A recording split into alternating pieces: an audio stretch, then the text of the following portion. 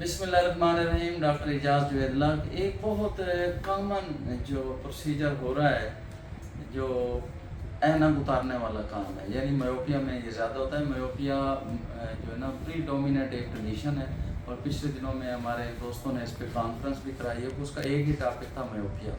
تو میں سمجھتا ہوں کہ ایک سنگل ٹاپک پہ جو کنسنٹریشن ہوتی ہے، اسٹڈی ہوتی ہے یا کانفرنس ہوتی ہے، تو اس کے بڑے آؤٹ پٹ ریزلٹس ہوتے ہیں۔ تو مدینہ سینٹر والوں نے ماشاء اللہ بہت اچھی اس پہ کانفرنس کرائی۔ تو میوپیا میں بڑا رواج پڑ گیا کہ جی اس کے ٹریٹمنٹ کرنا ہے۔ اب میوپیا کی ٹائپس بھی ہیں، اور اس کی جو میوپیا ہے اس کی کمپلیکیشنز بذات خود ہیں۔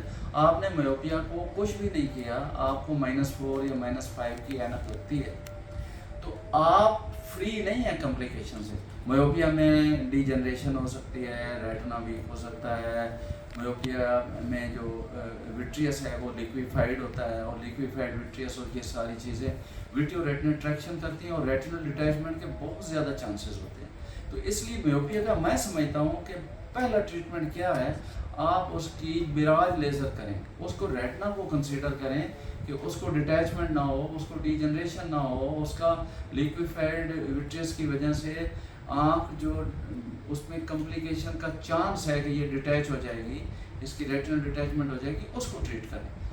آپ سائڈ پہ رکھیں اینک کی ریموول۔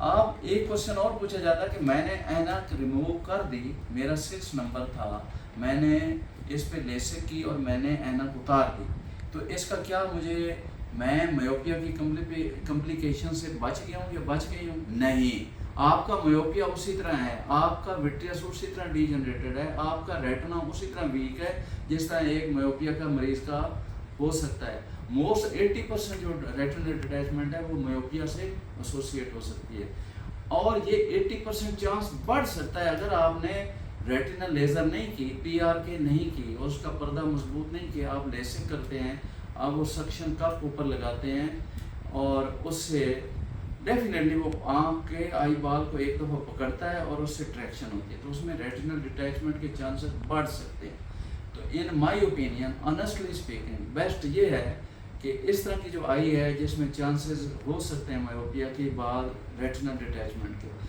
آپ اس کی براج لیزر کریں، اس کا ریٹنا فٹ کریں، اس کے بعد ہم اس کو کسی حد تک انشور کر سکتے ہیں کہ آپ کو شاید ریٹنل ڈیٹیچمنٹ نہیں ہوگی۔